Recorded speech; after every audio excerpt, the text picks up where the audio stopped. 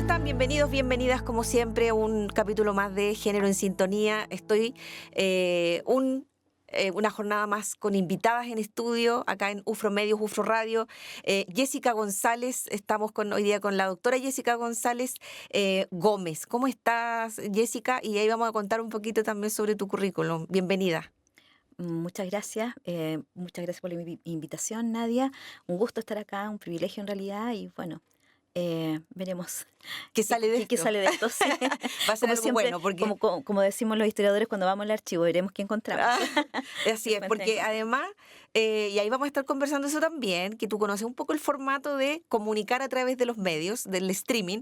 Ya en un ratito más vamos a estar hablando de eso. Pero ¿quién es Jessica González Gómez? Les voy a contar que ella es doctora en Historia Iberoamericana por la Universidad de Huelva, España, magíster en Ciencias Sociales y profesora de Estado en Historia, Geografía y Educación Cívica. Y parte de los trabajos que tú has realizado principalmente están abocados también en el siglo XVI y XX, ¿sí? Con énfasis en fenómenos como el cautiverio y la araucanía, criminalidad femenina y configuración de espacios sociales en los márgenes del Estado, entre otros. ¿Estoy Sí, en lo correcto? sí, así es. Porque además hay muchos proyectos de investigación, pero a mí, bueno, hablábamos de al menos algunos artículos o libros que de alguna manera han ido marcando esta trayectoria. Ujú.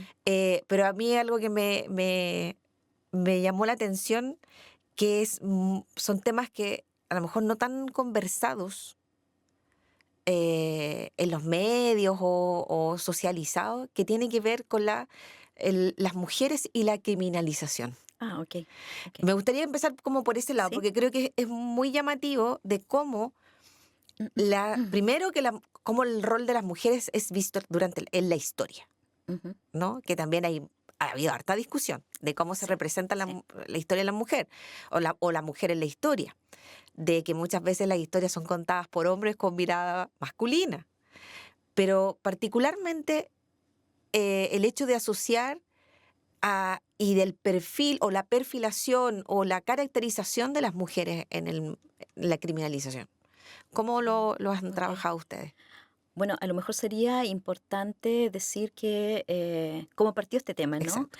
Porque de partida, desde la formación de pregrado, yo siempre tuve la inquietud de aproximarme a la historia desde la vereda de las mujeres, es decir, siempre escuchábamos los grandes relatos, las grandes periodificaciones, los grandes temas, sobre todo en esta región que están cruzados también por una serie de variables, digamos, culturales, étnicas, en fin, pero siempre las mujeres aparecían así como de manera casi anecdótica, ¿no? Y sobre todo cuando se hablaba de la violencia en espacios de frontera, yo siempre me preguntaba por cuánto impactaba la violencia a los sujetos que no aparecían visibilizados, Mm. pero que sin embargo eran probablemente las víctimas privilegiadas, ¿no es cierto?, de esa violencia, que eran mujeres, niños, qué sé yo. Y por esa vía me aproximé durante muchos años a investigar la historia desde la perspectiva de la violencia hacia las mujeres. Esa es la temática que cruzó mis primeros trabajos sobre cautiverio femenino, por ejemplo, que me interesaba saber qué pasaba con las mujeres en los procesos de violencia en la guerra de Arauco, acá en la frontera, no solamente las españolas, sino que también las indígenas, porque siempre se habla de las cautivas blancas, pero nunca se habla de las cautivas indígenas, ¿no? Entonces, eso ocupó gran parte digamos, de la primera etapa de mi desarrollo como investigadora en la Universidad de la Frontera. Y luego, en la etapa ya de formación de doctorado, me interesé mucho, siempre en la línea de violencia hacia las mujeres, por estudiar el fenómeno de la violencia de género dentro de las relaciones familiares, ¿sí? Al alero de la familia y del matrimonio, ¿sí? Ujú. También un poco, siempre en la óptica esta de ver cómo funcionan estas relaciones de género en espacios singulares, espacios de margen, de frontera, ¿no? Como los nuestros. Y efectivamente mi tesis doctoral versó sobre eso, pero cuando estaba haciendo la tesis y trabajando en el archivo, a propósito de lo que te decía al principio, vamos a ver qué resulta, qué sale. De cuando en cuando en las fuentes, estoy hablando de documentación del siglo XVII, XVIII, aparecía, qué sé yo, una que otra mención a algún archivo que hacía referencia a mujeres que escapaban absolutamente este patrón de la mujer subordinada, violentada, en fin, y que aparecían como mujeres, como dicen los españoles, que iban a su aire, ¿no? Ya. Y que incluso no solamente incurrían en algunas faltas, sino que incluso podían llegar a tomar digamos, acciones muy radicales e incluso usar la violencia como una forma de agencia, ¿sí? Qué sé yo, robar, estafar, ser vígamas, mujeres vígamas en el periodo colonial es un tema pero fascinante, ¿sí? Y en Chile las tenemos, ¿sí? O mujeres que tuvieron, qué sé yo, relaciones extramaritales, o mujeres que planearon los asesinatos de sus maridos, que ocuparon cómplices para Ajá. eso, algunas que fueron inclusive fusiladas, porque, digamos, era la penalización en esa época, ¿no es cierto?, de ese tipo de delitos. Entonces, como no era el tema central de mi investigación, yo fui guardando esas fuentes, Ya, ¿sí? para después, Para lo tiempo típico, después. exactamente. Y bueno, y ese tiempo llegó, y en el último tiempo lo que he estado haciendo precisamente es aproximarme a la historia buscando a estas mujeres eh, que siempre tuvieron, yo parto de la base de que las mujeres, independientemente del contexto en el que se ubiquen, siempre tienen capacidad de agencia, ¿sí? Siempre tienen un margen de maniobra. Cuando hablamos de esta capacidad de agencia, que es la segunda vez que lo Ujú, menciona, sí. a qué nos referimos? Básicamente a la capacidad que tienen los sujetos de adaptarse a los contextos en los que viven, ¿no es cierto? Y encontrar herramientas que usan, ¿no es cierto? Que agencian a su Ujú, favor, ujú. que gerencian y agencian en su favor para poder, digamos, defenderse, resistir o incluso conseguir su objetivo, ¿sí? Hay digamos, un autor que se llama William Reddy que estudia la historia de las emociones y plantea un concepto muy bonito que a mí me encanta usarlo y que es este concepto de la navegación emocional, ¿sí? Esta idea de la navegación, de cómo los sujetos son capaces de navegar en las aguas, ¿sí? Entendamos aguas, ¿no es cierto?, como el contexto Ujú. histórico, un contexto histórico que sabemos que para las mujeres siempre estuvo condicionado a ciertos parámetros de conducta, a ciertos prejuicios, a ciertas representaciones, a ciertos imaginarios, ¿no? Y también al peso muy fuerte de una cultura patriarcal, ¿no? Patriarcal. Que además en el caso nuestro, yo digo, tiene nombre y apellido, es cristiano, católica, patriarcal. Mm. Es decir, entonces eso tiene una triple carga, ¿no? Respecto de la figuración de las mujeres en la historia.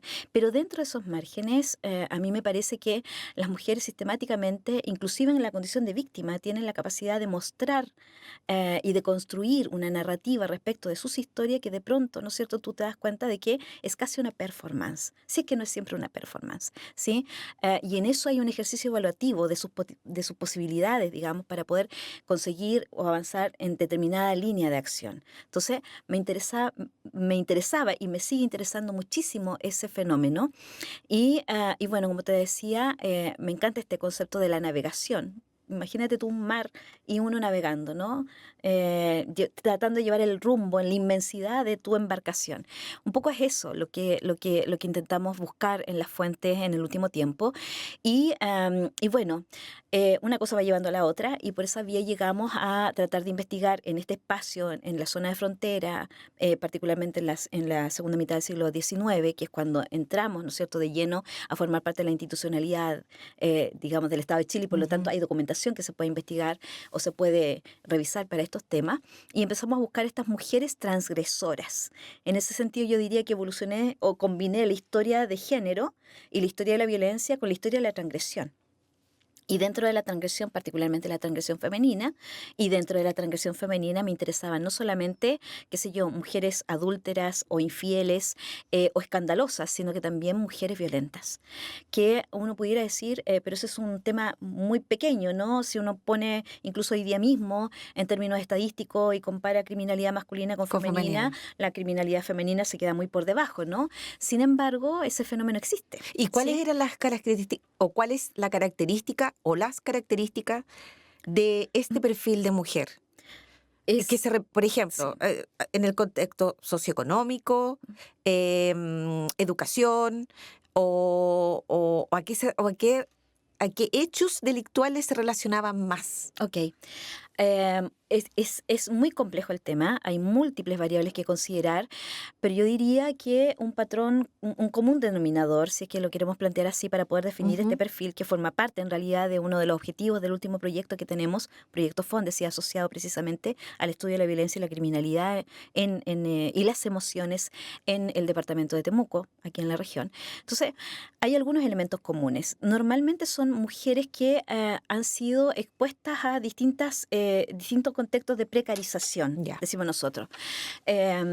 Cuando digo precarización me estoy refiriendo no solamente a carencias de orden material, es decir, mujeres Ajá. pobres que viven en las barriadas, eso está cruzado por un fenómeno, ¿no es cierto?, de migración campo-ciudad, con falta de oportunidades porque tienen menores niveles de escolarización y por lo tanto tienen menores posibilidades de acceder a buenos empleos, etcétera, etcétera. Todas esas son variables válidas, pero también lo que hemos observado como una característica en el perfil de estas mujeres, mujeres y jóvenes y niñas también, Ujú. tiene que ver con también una precarización de orden emotivo. Es decir, son personas que carecen no solamente de redes de apoyo material, sino que también son mujeres que se ven expuestas a situaciones de privación afectiva, ¿no es cierto? Es decir, niñas que a temprana edad son abusadas o explotadas Ujú. por sus propias familias o las redes más directas que tienen, niñas que tempranamente o mujeres que tempranamente, digamos, tienen que enfrentar cuadros de violencia, son víctimas de abuso, de violación, de explotación laboral, en fin, o niñas que se resisten o mujeres que se resisten a formar parte de su universo precarizado y entonces buscan otras Ujú. alternativas. Por ejemplo, digamos, no es poco común encontrar dentro de los expedientes que niñas jóvenes o mujeres deciden optan, digamos, por el ejercicio de la prostitución, no solamente porque están condicionadas, digamos, por estos cuadros de precarización material, sino que porque ven en eso la posibilidad de, digamos, rápidamente alcanzar ciertos objetivos, que van desde salir de la casa hasta obtener un mejor pasar O económico, sea, ¿sí? imagínate cómo estamos hablando de qué Estamos, ciclo. estamos hablando de documentación que nosotros hemos encontrado. Nosotros estamos trabajando, digo nosotros porque somos un equipo de investigación, yo lo lidero, pero somos un equipo de investigación del que forman parte otras colegas, Olga Ruiz, Carolina Navarrete, y estamos ahí formando un semillero de estudiantes y nos ha ido muy bien con eso, debo decir. Em, entonces, nosotros trabajamos esencialmente con expedientes judiciales. Continuamos acá en Ujú. Género en Sintonía con la doctora Jessica González Gómez. Ella es doctora también de la Universidad de Huelva, magíster en Ciencias Sociales, profesora de Estado, de Historia, Pedagogía y Educación Cívica, y investigadora también de la Universidad de la Frontera, que eso también es importante recalcarlo y porque estamos conversando hoy día también de estos temas bien interesantes que uno podría decir no me hacen tanto sentido porque estamos hablando de siglos pasados, pero no, Ujú. porque nos damos cuenta antes de irnos a la música que muchos de esos fenómenos que tú nos relatabas anteriormente, hoy día los podemos identificar con otros contextos, con Exactamente. otros elementos. Por ejemplo, el tema de las redes. Hoy día cuando vemos que los chicos Sí. buscan a través de las redes esta validación, las mujeres Ujú, también, ujú. en distintos ámbitos, ¿no? De Sí. el tema físico, de lo que yo quiero ser o cómo esta otra persona Ujú. o esta otra mujer, esta es mi referente, quiero llegar a este estatus. Y Exactamente. muchas Sí. veces también por esta vía, como mencionabas tú, de incluso del delito, o caer en el Exactamente. delito. Claro, de la transgresión. Nosotros preferimos hablar de transgresión porque es más amplio, Cl- ¿no? Y al hablar de transgresión, en el fondo estamos haciendo referencia a toda aquella conducta que en el caso de las mujeres, digamos, iba directamente en contra de aquellas convenciones Ujú. que socialmente construían la imagen femenina, es decir, que la mujer es, digamos, un sujeto que está sujeto a su casa, a la autoridad del padre, de la madre, Y pasaba de ahí al al marido, po. marido No había otra opción. o a la tutela de los hijos, si es que Exacto. será viuda, en fin. Entonces estas mujeres son como, dice por ahí una historiadora, ¿no es cierto?, díscolas, ¿sí? Van a su aire, no necesariamente se acostumbran o se adaptan a las circunstancias que les toca vivir y por lo tanto emplean, digamos, de acuerdo a las posibilidades que tienen, los recursos que tienen y de esa manera, ¿no es cierto?, pueden incurrir, qué sé yo, en faltas o incluso en un crimen violento. Pero el espectro es más amplio que solamente hablar de delitos, ¿sí? Ujú. Porque hay sanciones morales y otras que son penales, ¿sí? Y en cualquiera de los escenarios, estas mujeres que aparecen como transgresoras son sancionadas socialmente, moralmente o legalmente. En nuestro trabajo, en la línea de investigación que seguimos ahora en el proyecto, nos ha interesado seguir la pista fundamentalmente de aquellas que fueron criminalizadas. Ya. Cuando decimos criminalizadas, son aquellas mujeres que efectivamente cometieron crímenes. ¿Cuáles eran los crímenes? Porque estamos hablando de una época también en que hay toda un desarrollo del conocimiento científico que apuesta por construir de manera racional perfiles de sujetos peligrosos o criminales socialmente, ¿sí? Para poder controlar aquello, ¿no? Entonces, esta es la época en que aparecen obras como, por ejemplo, La mujer criminal, El hombre criminal, se desarrolla la criminología, entonces aparece esta tipificación de los delitos típicamente masculinos y otros típicamente Ujú. femeninos, ¿no? Y ahí en el caso de las mujeres es tremendamente interesante porque hay una construcción de un estereotipo y de un perfil de la mujer criminal que está directamente asociado a la, digamos, transgresión de algunos roles que son fundamentales, como por ejemplo el de la maternidad. Entonces, los delitos típicamente femeninos, ¿cuáles son? Aquellos que atentan contra la maternidad. ¿Cuáles son esos? El aborto, el Mm. infanticidio o la renuncia o el no querer ser madres, ¿sí? Entonces, mujeres que no quieren ser madres, no quieren tener más hijos, entonces abortan, ¿sí? Eh, y entonces, esos son los expedientes que nos comienzan a aparecer. Y entonces, cuando tú abres esos expedientes, te encuentras con las historias de estas mujeres, que en el fondo te develan quiénes son, más allá de la cifra de cuántos abortos Mm. tenemos en, qué sé yo, entre 1900 y 1950, en Temuco, digamos, en el área urbana, o cuáles fueron las penas que se le atribuyeron a una y a otra. Que una de las cosas interesantes, por ejemplo, ¿Hay diferencia? hay diferencias. ¿Según qué? ¿Según la etnia? ¿Según Fíjate el tema que, mira, ahí te voy económico? a contar algo que fue súper interesante para nosotros, ¿Ya? desafiante también, porque nosotros siempre pensamos que iba a haber una asociación mucho más importante entre delito y transgresión y digamos, y origen étnico, ¿sí? Pero curiosamente no es así. Por lo menos en la documentación que nos aparece a nosotros, en lo que hemos logrado revisar hasta ahora, sí hay participación de mujeres indígenas en prácticas, qué sé yo, como abortos, Ujú. infanticidio u otro tipo de delitos menos graves, ¿no? Eh, asesinato entre mujeres. Tenemos un par de casos ahí que hemos encontrado súper interesantes donde, digamos, el leitmotiv son los celos. Es decir, en comunidades indígenas donde un lonco tiene más de una mujer, las rivalidades entre mujeres finalmente desencadenan un hecho de sangre. Dos mujeres se Ujú. confabulan y matan a otra, una envenena a la otra, ¿sí? Ese tipo de delito. Entonces, em, pero en general, el peso de lo étnico es menos importante, ¿sí? En términos cuantitativos y cualitativos. Ahora, ahí también hay que tener otra consideración que tiene que ver con que no siempre todo lo que ocurría aparece En los medios, documentado en un documentado, expediente, exacto. exactamente. Hay una Porque, cifra ahí a lo mejor. claro, o sea, siempre con las fuentes, y esto es parte del trabajo del historiador, ¿no? Las fuentes siempre te develan una parte de la realidad a partir de la cual tú puedes proyectar interpretaciones, ¿no? De los alcances, las características de un fenómeno histórico, ¿verdad? Cultural, y en este caso también una lectura aproximada desde el género respecto de la interpretación de esos fenómenos. Pero siempre tienes que estar consciente de que eso es solamente una aproximación, es como un zoom, ¿no? Sí. Y me surge otra duda con respecto cuando hablaba yo de si había diferencia cuando tú hablabas de las sanciones.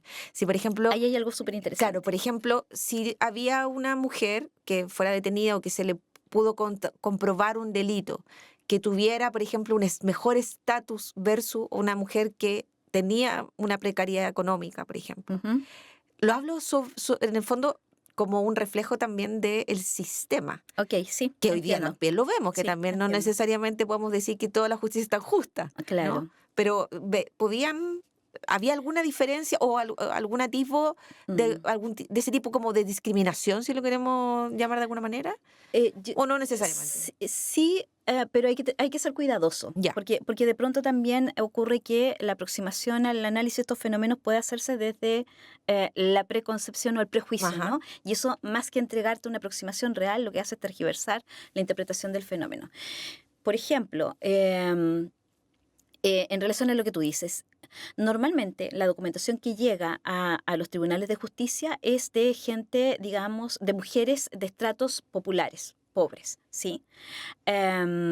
Porque los otros casos no se ventilan judicialmente. Ahí va, Se llegan a ahí acuerdos. va, por ejemplo, Y esa es una perdón. pista que yo puedo seguir desde el periodo colonial para Claro, adelante, por el ¿sí? tema del aborto. O sea, cuando estábamos hablando recién, Sí, o sea, si yo sí, pensaba cuando tú estabas comentando, oye, son discusiones que estamos teniendo hoy. Y exactamente, mujeres que también han sido criminalizadas por abortar en Chile, ¿no? exactamente. Entonces, Entonces, por eso preguntaba, sí, porque también se dice, oye, no, para quienes lo quieren hacer, las que tienen plata lo hacen de una manera sí, diferente, pero las que claro. no pueden, Exacto. Y ahí entra a jugar otra cosa que me parece interesante destacar, el tema de las redes, de cómo existen, digamos, redes digamos, a las que acceden un perfil de Mm. mujer, y otras redes a las que acceden otro tipo de mujeres, ¿no? Entonces, aquí nuestro trabajo, lo que yo he intentado hacer, está centrado en cuáles son las redes, los accesos, las oportunidades que tienen las mujeres de estratos populares y que finalmente se ven enfrentadas a la institucionalidad y son judicializadas por prácticas como, por ejemplo, estas que acabamos de mencionar: aborto, infanticidio, abandono de menores, ¿sí? Y en el caso de ellas es súper interesante cómo funciona también, porque existen, digamos, ciertos códigos. Nosotros no hemos podido dar cuenta de eso, y redes de encubrimiento entre ellas. Entonces hay como pactos de silencio frente a estas prácticas. Entonces Mm. normalmente hay una que es criminalizada, pero tú lees el expediente y te das cuenta que es imposible Que lo de haya que hecho lo haya sola. sola. Entonces, silencio. Entonces te das cuenta que ahí hay una estrategia. Ahí hay una agencia que funciona entre mujeres, Mm. ¿te fijas? Y eso es lo que a nosotros nos lleva incluso a suponer que podríamos estar en presencia de lo que podríamos denominar comunidades, ¿sí? Comunidades emocionales que funcionan como tales, ¿no es cierto? Desde la teoría de las emociones y la historia de las emociones, hay toda una forma de entender ese fenómeno y que explicarían por qué pasa esto.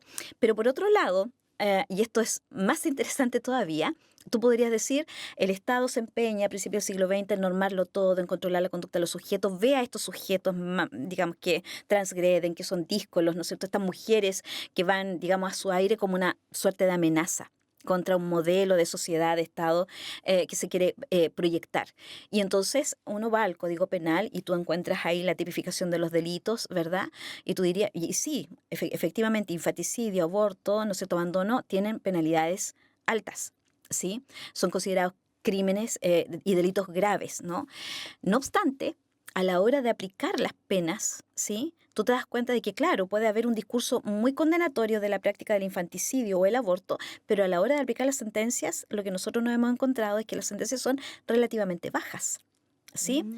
Porque el Estado, y esta es una hipótesis, tenemos Ajá. que investigar un poco más sobre eso, hay varias cosas. Dentro del Código Penal, por ejemplo, yo creo que tú lo sabes, en esa época existía la posibilidad de atenuar, ¿sí?, la pena si es que el aborto era por razón de Mm. honra. Mm. ¿Qué quería decir eso? Si la mujer declaraba y defendía, ¿no es cierto?, de que en realidad ella había sido violada y Mm. quedó embarazada, o que el nacimiento era un nacimiento ilegítimo que la iba a exponer a ella y a su familia, o que a ella le iba a dejar en una condición de, digamos, desprestigio, o afectaba gravemente su honra o la de la familia, entonces eso bajaba automáticamente las penas. Y era una causal, digamos, de exhibición de la pena más alta.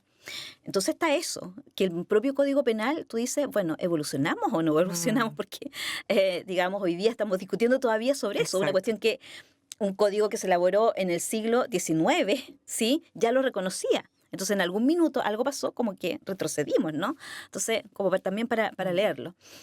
Y luego estaba este otro proyecto muy marcado en lo que eran las políticas públicas, que tenía que ver con promover un modelo ideal de sociedad, de familia, y dentro de eso la mujer era una pieza fundamental. Y la familia, perdón, la mujer, en Eso función de la de la familia y familia. de la Bueno, y maternidad. lo que tú mencionas al principio Claro, también, que tiene que ver mucho con digamos, el impacto que tiene la iglesia, ¿no? también, En la también. construcción de la familia y de la sociedad en esa Pero, época. pero fíjate que, bueno, nosotros no hemos investigado mucho más profundamente eso. Sabemos que hay una influencia marcada, pero creemos que, sobre todo a principios de siglo, era más marcada en la política pública el peso de algunas ideologías, ¿sí? Qué sé yo, la ideología del desarrollo, el higienismo, ¿sí? Entonces, esta idea, ¿no es cierto?, de que la sociedad tenía que ser higiénica, sana, ¿no es cierto?, higienizada, Ujú. no solamente en términos de salud y bienestar, sino que también en términos morales. Ujú. Entonces surgen todos estos programas, ¿no es cierto? Se promulga, por ejemplo, la Ley General de Protección de Menores. El año 12, una primera ley de protección de menores, la Ley General de Protección de Menores, el año 28. Y después de eso vienen toda una serie de normativas y leyes también que regulan y protegen la familia. Y dentro de la familia, la maternidad y a los hijos, Mm. ¿sí? Entonces hay toda una defensa y una construcción de la maternidad. Entonces, ¿cuál es el objetivo del Estado? Estas mujeres que eran criminalizadas o que terminaban judicializadas por cometer este tipo de delitos, no iban a la cárcel. Sobre todo después de la década del 30, aquí en la región, no iban a la cárcel, eran enviadas a instituciones para su reeducación moral y económica. O sea, hay como una suerte de educación moral y para el trabajo, ¿no? Wow. Entonces, Y esa sí, ahí sí hay un rol interesante de la iglesia, porque quienes lideraron esa tarea de reeducar a estas mujeres que infringían la norma, que eran transgresoras, ¿no es cierto?, eran las Las monjas, monjas. eran Mm. religiosas. Y aquí en Temuco, la orden que, digamos, asumió esa responsabilidad con mucha fuerza a partir desde su llegada en adelante fue la Orden del Buen Pastor. Entonces, porque además el mandato de la orden era precisamente hacerse cargo de estas mujeres, digamos, infractoras de ley, ¿sí? Entonces, entraban a la Orden del Buen Pastor, derivadas por los tribunales de justicia. Si eran menores de edad, con mayor razón, era el tribunal de menores, ¿no es cierto? El juez la tomaba y la primera medida era como una medida cautelar, ¿no? Ujú. Un menor de edad judicializada era remitida prácticamente de inmediato a la Orden del Buen Pastor, mientras se dirimía su causa. Y mientras tanto, permanecía acá y acá empezaba con educación cristiana, alfabetización, te fijas, enseñanza de oficios, porque se quería que fueran buenas madres, buenas mujeres, mujeres funcionales en una sociedad que se estaba urbanizando, que había entrado muy fuertemente en el proceso de industrialización en la región.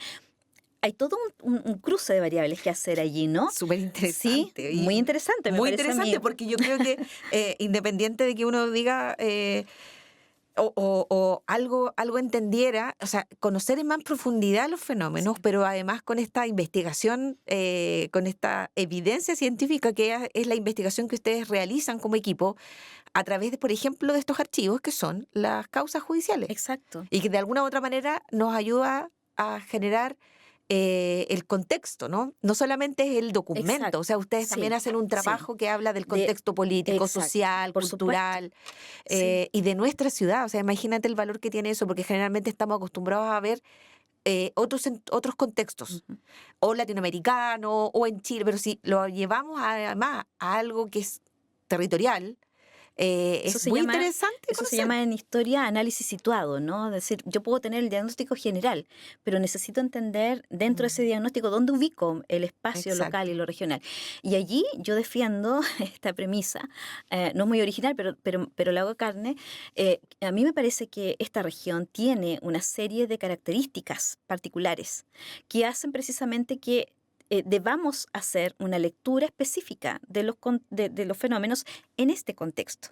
Esta es una región, digamos que desde la época colonial para adelante marcó una historicidad muy distinta, Sí. ¿sí? Es una región que entra tardíamente a la configuración del Estado Nacional. Es una región cuyo ingreso a la construcción de este Estado Nacional se hizo sobre la base de la tensión, el conflicto y la Mm, violencia. Es una región que fue receptáculo de muchos grupos de población, no solamente españoles en la época colonial, digamos, sino que luego mm, en la época republicana, chilenos, inmigrantes europeos, que se suman, ¿no es cierto?, a la población indígena que ya estaba. Es una región en la que se proyectan en muchos aspectos dinámicas que son muy propias digamos, de la forma de relacionamiento colonial en pleno siglo XX todavía siguen funcionando. Entonces aquí tienes culturas que convergen, formas de entender los roles de género que son distintas, ¿sí? Formas de entender los mandatos del género, la sexualidad, la criminalidad, la forma de resolver mm. conflictos que choca con una institucionalidad y digamos, un modelo que se te impone desde arriba. eh, y eso es importante analizarlo en este contexto, ¿te fijas? Sí, antes de que no se nos vaya el tiempo, porque te voy a contar que siempre tenemos dos pausas de música, pero Ok. se nos pasó volando, a mí se me fue, así que les debemos una canción. Pero para no cortar también la conversación, hay un texto además, creo que ya que estamos hablando de algo muy territorial, que tiene que ver con las 100 mujeres Ah, de la Araucanía. sí, Que tú me sí. decías que además me contaste un poco la historia de cómo nace este texto, pero que además hoy día también ustedes lo entregan cada vez que pueden en establecimientos como material educativo. Sí, Que también me decías, justo pasó la pandemia entre medio, como sí, entonces, sí. ¿por qué también tiene tanta relevancia y por qué esta aproximación ya también para entregar este contenido, no tanto como la investigación científica, que también está, pero sí como un texto que pueda ser entregado también en los Mm, colegios, mm, debatido, conversado? sí. Cuéntanos un poquito de eso. Bueno, fue un proyecto muy, muy bonito. Fue una idea en realidad que se nos ocurrió un día. de la nada, nos empezamos yo trabajo mucho con otra colega, con Olga Ruiz, la doctora Olga Ruiz, que trabaja temas de memoria. Mm. Y un día en una conversación de esto de la memoria y la historia y los grandes debates, los combates por la memoria, ¿no? Entonces yo le decía, oye, una de las cosas que nosotros no hemos hecho con todo lo que hacemos, así como si no tenemos pega, la inventamos, ¿sí? ¿Te has puesto a pensar cómo ven las mujeres la historia de la Araucanía? Es decir, no te estoy hablando de las periodificaciones que Ujú. aparecen en los libros de texto, lo que puede decir, qué sé yo, un premio nacional de historia o lo que nosotros mismos proponemos como periodificación, sino que no, cómo las abuelas y cómo nuestras hijas, nosotras mismas, vamos construyendo un sentido de historia. Y por lo tanto vamos dándole sentido a la memoria. Y se nos ocurrió armar un proyecto donde pudiéramos rescatar desde una perspectiva muy vivencial, con relatos biográficos, qué sé yo, cómo las mujeres de la Araucanía percibieron y percibían la historia, su propia historia, y cómo esa historia la encajaban dentro de la construcción de un gran relato de la historia regional. Partimos con algunas premisas, nuestras por supuesto, y que luego se nos fueron cayendo en el camino, y lo que hicimos fue precisamente seleccionar a un grupo de mujeres, digamos, con ciertas características, que no todas fueran profesionales Ujú. y que también hubiera profesionales que fueran de distintas edades, de distintas, digamos, estratos socioeconómicos y también de distinto origen étnico, en fin, y armamos un universo de informantes a las que fuimos preguntándole algunas cosas y nos fueron contando de su vida. Es un proyecto que a mí o sea, que yo le tengo mucho cariño, porque además teníamos la idea de eso transformarlo en un material que no fuera 100% para la academia. O sea, que tuviera el rigor de la Ujú. investigación académica, Exacto. pero que fuera un material que pudiera ser puesto a disposición de colegios, de profesores, de quien quisiera saber o tuviera algo de simpatía por la historia. Y la característica que iba a tener este material era que iba a ser planteado en términos muy simples, pero que iba a entregar elementos fundamentales para entender el relato de la historia regional desde la memoria de las mujeres, de cómo las mujeres recuerdan y construyen su memoria histórica. Iba a ser un material que iba a combinar, digamos, la investigación académica, contexto, análisis Ujú. situado, pero también con imágenes a propósito de que eso es lo que hoy día impacta más en términos didácticos a los estudiantes. Y lo tercero era que tenía que ser un material que llegara a los colegios porque sentíamos que hablamos mucho desde la academia, desde de rigor científico, qué sé yo, y estamos imbuidos en este mar de indicadores Mm. y indicadores de impacto, pero resulta que donde me parece que tenemos que impactar es en la educación de nuestros jóvenes y nuestras niñas y niños en el colegio. Mm. Y eso no se mueve por indicadores, eso tú llegas o no llegas Mm. dependiendo si usas la estrategia didáctica apropiada. Y la idea era poner a servicio de ellos un material que pudieran usar un profesor en cualquier minuto para hacer un debate o hacer una clase compleja sobre la historia regional, pero con centro o con énfasis en el protagonismo De las de las mujeres. mujeres y de la memoria de las mujeres. Y bueno, fue un proyecto que, siendo muy bonito, nos hizo sufrir un montón, así como, casi como un parto, porque entre medio tuvimos la pandemia, tuvimos también la dificultad de que como teníamos informantes mayores, tuvimos la suerte, creo, de haber sido las últimas que alcanzamos a conversar y a rescatar las historias, la memoria de personas que ya no están con nosotros. Y que tenían en el minuto en que partimos el proyecto cerca de 100 años o Imagínate. 100 años. Tuvimos un informante de más de 100 años con una lucidez y que nos entregó una cantidad de información impresionante, ¿sí? Em, em, y ese material está ahí. ¿Dónde está? Ese material, Antes que nos bueno, despidamos. ese material es un cuadernillo que se llama 100 años de memoria de mujer en la Araucanía, que nosotros, tal como tú decías, Ujú. cuando oportunidad que tenemos que vamos a los colegios, lo entregamos, lo regalamos. Fue un proyecto Fondar, financiado por el Fondo de Cultura Regional, y está además acompañado de un material audiovisual que se puede visitar en En YouTube, YouTube. sí, que se Con el mismo llama con el nombre. mismo nombre, 100 años de memoria de mujer en la Araucanía. Yo los invito en realidad a verlo, no porque lo hayamos hecho nosotros, sino que porque o sea, es un homenaje a la memoria de estas Mm. mujeres. Y en realidad es una pequeña muestra a partir de este grupo de mujeres de lo que son muchas historias que han quedado incontadas y que si no hay alguien que vaya y haga el esfuerzo por rescatarla, se pierden Así es. indefectiblemente en el tiempo.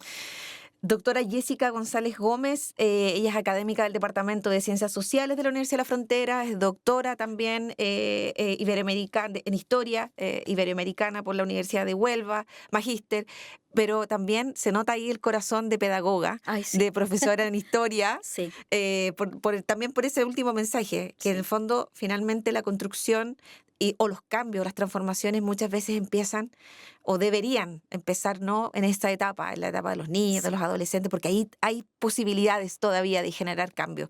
Sé que nos quedaron bastantes temas, publicaciones interesantes y todo, pero de verdad extiendo la invitación para otro capítulo Yo encantada. muy interesante. La verdad es que para quienes a lo mejor no conocemos del todo lo que tú nos acabas de contar o solamente una vez se queda con el titular, pero llegar a este trabajo que ustedes están haciendo, vuelvo a insistir, con un enfoque muy territorial. Sí, Eso yo creo ese es nuestro que sello. eso es lo potente del Sí, trabajo. Felicitaciones a todas las colegas, a quienes muchas gracias. conozco además y sé que son súper comprometidas con este tipo de temas y con el trabajo que realizan. Felicitaciones también por los fondos que se adjudican, que no son, para quienes no entienden, es un trabajo de mucho, mucho tiempo, de postulación, de competir también Sí, con otras sí, investigadores e investigadoras. Parte del programa del año pasado también hemos hablado de las brechas que existen para las mujeres que exacto, investigan sí. versus los hombres que Te investigan. comento algo. Sí, por favor. Yo soy la primera generación de mi familia en ser profesional universitaria. Eso te habla Sí. también del impacto que tiene la Y educación. vengo de una familia de mujeres muy fuertes. Mi abuela fue matrona, mi abuela paterna. Mi abuela materna fue niña de mano. Mi suegra fue empleada doméstica. Mi madre es una mujer súper fuerte. Somos un linaje, digo yo, de Mm, mujeres fuertes. Y a mí me parece que desde los espacios que hemos ido logrando avanzar, tenemos la responsabilidad de no olvidar de dónde venimos, mm. quiénes somos y cómo podemos contribuir a que otras avancen con más facilidad. Así es. Que con ese mensaje nos despedimos. Muchísimas gracias por estar hoy día con nosotros. Gracias a ti. Vuelvo a decir que nos vamos a encontrar nuevamente, yo creo, durante el año en este Género en Sintonía, en esta segunda temporada. A ustedes que están en cualquier plataforma, radio, tele, en el canal de YouTube, porque después vamos a subir este capítulo también, lo pueden ver, comentar y también opinar y los esperamos en un próximo capítulo del Género en Sintonía. Gracias, gracias, gracias. Como siempre, que estén muy bien, Jessica. Un abrazo para ustedes. Chao, chao. Gracias por la invitación.